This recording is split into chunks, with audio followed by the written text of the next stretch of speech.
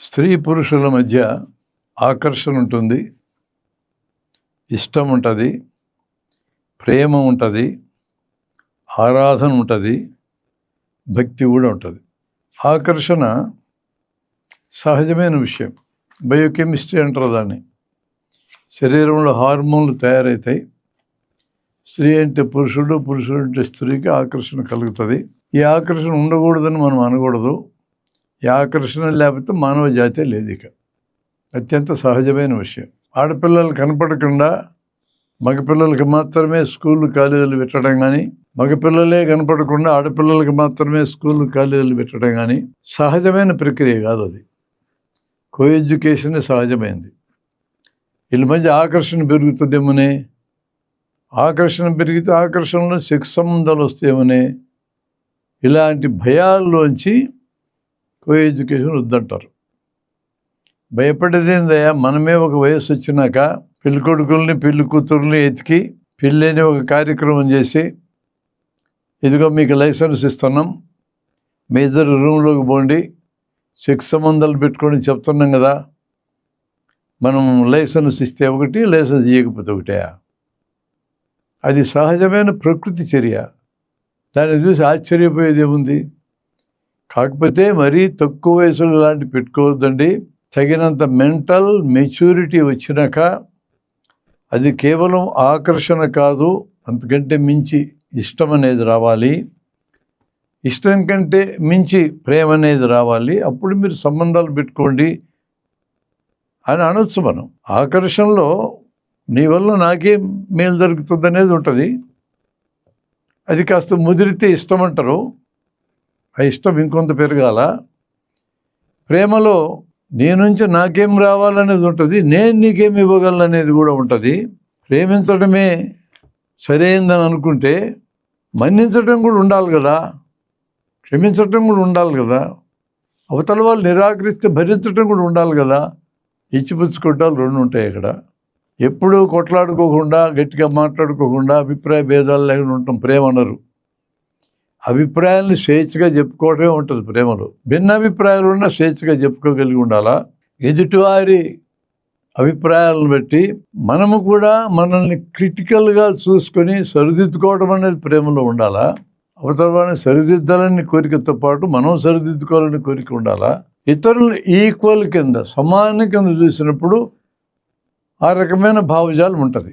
ఏమైనా భార్య, మహిళ నాకంటే చిన్నది అనుకున్నప్పుడు ఆమె మాటలకు విలువ ఎక్కర్లేదు అని అనుకుంటే అక్కడ ప్రేమ ఉండదు, దాష్టీకం ఉంటుంది, యజమానిత్వం ఉంటుంది. ఆమె బానిస, నువ్వు యజమాని, ఆ రిలేషన్ ఉంటుంది. ఈక్వల్ అన్నాక అది ఉండదు. మన పిల్లలనాడు చూస్తూ అప్పుడప్పుడు వీళ్ళు చిన్నోళ్ళు, నేను కాక మనం నా కళ్ళ ముందు పుట్టినోళ్ళు, వీళ్ళ మాటకు విలువ ఇచ్చేదని అంటారు. తప్పది. వాళ్ళు కూడా ఎదుగుతున్నారు, వాళ్ళకి లోకం అర్థమవుతుంది. వాళ్ళకి నీ అంత తెలియకపోతే పోవచ్చు, వాళ్ళకి కూడా కొన్ని ఉంటాయి భావాలు. ఈక్వల్ కింద భావించి ఆ భావాలకు విలువ ఇవ్వటం మొదలెడితే పిల్లలతో మంచి ఈక్వేషన్ ఏర్పడుతుంది, భార్యలతో కూడా మంచి ఈక్వేషన్ ఏర్పడుతుంది. ఆ మంచి ఈక్వేషన్ ఉన్న దగ్గర ప్రేమ ఉంటుంది. ప్రేమ ఉన్న చోట అభిప్రాయ భేదాలు ఉంటాయి. అభిప్రాయ భేదాలు ఉన్న తర్వాత ఓదోపవాదాలు ఉంటాయి. కొప్పగిచ్చుకోవటాలు, విసుక్కోవడాలు, గట్టిగా మాట్లాడాలు అన్నీ ఉంటాయి. సర్దుకోవటాలు కూడా ఉంటాయి. అది ప్రేమకున్న లక్షణం. ఆరాధన అంటే ఈ ప్రేమ ఇంకాస్త ముదిరితే అవతల వాళ్ళు తప్పులు కనపడ్డా కూడా క్రిటికల్గా చూడకుండా నెత్తిన పెట్టుకోవటం ఆరాధన. ఇంక భక్తి అంటే ఇంకా క్వశ్చన్ లేదు. అవతల వాళ్ళు మంచోళ్ళు చెడ్డలు అనవసరం. మనం తల తాకట్టు పెట్టడమే. తల తాకట్టు అంటే మెదడు తాకట్టు పెట్టడమే. ఇంకా ఆ మెదడు మన మాట ఎందో వాళ్ళ మాట వినేటట్టు మనం దాఖలు చేయటమే. భక్తి అనేది ప్రమాదకరమైంది. ఎవరి ఎడల భక్తి ఉన్నా ప్రమాదమే. సరే, దేవుడి ఎడల భక్తి ఉంటే దేవుడు ఎప్పుడన్నా మేలు చేయకపోతాడా అని అనుకునే అవకాశం ఉంది. కానీ మనుషుల మీద భక్తి ఉంటే మోస్ట్ డేంజరస్. ఆ మనుషులు నియంత్రణ కింద మారుతారు. అందుకనే సినిమా యాక్టర్లకు భక్తులు ఉంటారు, రాజకీయ నాయకులకు భక్తులు ఉంటారు. ఈ రాజకీయ నాయకులు, సినిమా యాక్టర్లు నియంత్రణ కింద మార్చేది ఇల్లి. అందువల్ల భక్తి ఉండకూడదు. స్త్రీ పురుషుల మధ్య ఉండే సంబంధం, మానవుల మధ్య ఉండే సంబంధాలు అత్యున్నతమైంది. కోట్లాది మంది పరిచయాలు లేని వాళ్ళు ఉంటారు, కొన్ని వేల మంది పరిచయస్తులు ఉంటారు, ఒక 100 మందో 150 మందో 200 స్నేహితులు ఉంటారు. స్నేహితులు అనగానే వాళ్ళిద్దరి మధ్య జరిగిన సంభాషణ బయటికి వెళ్ళకూడదు. వీళ్ళు ఎవరికి కష్టం వచ్చినా రెండో వాళ్ళు స్పందించాలా.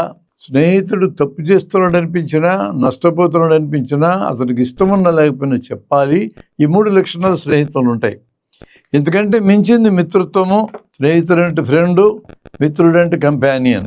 ఎక్కడ మనం ఈ తేడా చూడవచ్చు అంటే, మీ ఇంట్లో శుభకార్యం జరిగితే పరిచయాలు లేని వాళ్ళని పిలవము, పరిచయస్తులు అందరినీ పిలుస్తాం. రాగలిగే వాళ్ళందరూ పెళ్ళి అయినాక తిండి తినడానికి వస్తారు, ఫోటో తీసుకోవడానికి వస్తారు. స్నేహితులు 100-200 మంది ఉంటే వాళ్ళు కరెక్ట్గా ముహూర్తం టైంకి వస్తారు, కాసేపు కూర్చుంటారు, ఫోటో తీసుకుంటారు, భోంచేసిపోతారు. మిత్రులు కంపానియన్స్ అయితే పెళ్ళికి 2 రోజులు ముందే వచ్చి కూర్చుంటారు, నీకు అన్ని పనుల్లో తోడ్పడడానికి సిద్ధమవుతారు. ఆర్థికంగా ఏమైనా ఇబ్బంది ఉందిరా, 1-2 లక్షలు సర్దాలని కూడా అంటారు.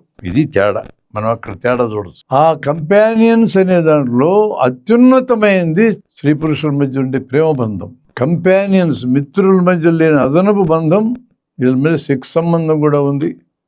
మరి ఆ బంధం ఎట్లుండాలా? మిత్రుల కంటే ఉన్నతంగా ఉండాలి. మరి ఇప్పుడు ఎట్లుంది? ఎక్కువ చోట్ల సెల్ ఫోన్ తీసుకుంటాడు భర్త, పక్కన భార్య ఉందని కూడా గమనించుకుంటే చాటింగ్. సెల్ ఫోనా నీ పెళ్ళాం ఈమె? అర్థం కాదు మనకి. ఇంక పెళ్ళి ఎందుకు చేసుకున్నావురా? సెల్ ఫోన్నే పెళ్లి చేసుకో, ఏమెందుకు నీకు? ఆలోచించే సమస్య లేదు. విసుక్కోవడం, తిట్టడం, పెత్తనం చేయడం. పెళ్లి కాకముందు సరు పారు అని ఆప్యాయంగా పిలిచినాడు, పెళ్ళైనా గొసే అంటాం. అత్యున్నత స్థాయిలో మిత్రత్వం కంటే పై స్థాయిలో ఉండాల్సినటువంటి బంధం ఇంత నికృష్టంగా దిగజారితే, ఒకే రూఫ్ కింద, ఒకే కప్పు కింద ఉండే అపరిచితుల్లాగానో, అంతకంటే హీనంగా శత్రువుల్లాగానో మారితే ఈ బంధాన్ని భార్యాభర్తల బంధం ఉన్నతమైన బంధం అని ఎట్టనాలా? ఉన్నతంగా ఉండాల్సిన బంధం ఇట్లా మారడం ఏంటి? పరిచయం లేని వాళ్ళు నీకు ఎదురుబడి ఒక చిరునవ్వు నవ్వినా చిరునవ్వు నవ్వుతావు, హలో అంటే హలో అంటావు, షేక్ హ్యాండ్ ఇస్తే షేక్ హ్యాండ్ ఇస్తావు.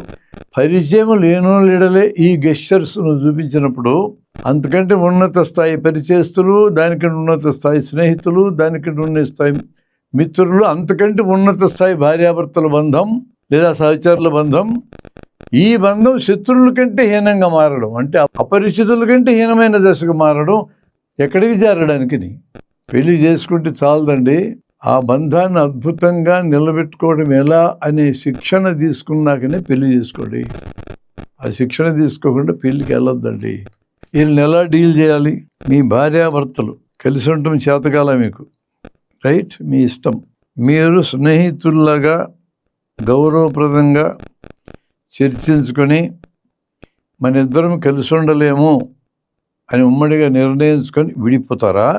ఒకరి మీద ఒకరు ఫిర్యాదులు చేసుకొని మీ తగాదాలు పిల్లల ముందు ప్రదర్శించుకొని, కనపడ్డ మీ మిత్రులకు ఇటువైపు, ఈయన మిత్రులకు ఇటువైపు పంచాయతీ చేసుకొని ఒకరినో తిట్టుకుంటూ, సరే ఎటు మిత్రులుగా లేరు, స్నేహితులుగా లేరు, అపరిచితులుగా కూడా లేరు, శత్రువులాగా విడిపోతారా? మీరు ఎలా విడిపోతారు అనే దాని మీద ఆధారపడి, మీరు విడిపోయినాక మిమ్మల్ని ఆ విడిపోయే విధానాన్ని బట్టి నేను చూసి తీరుంటుంది. మీరు స్నేహితుల్లాగా విడిపోతే మీ ఇద్దరికి ఎన్నన్నా ఉండొచ్చు డిఫరెన్సెస్, తేడాలు.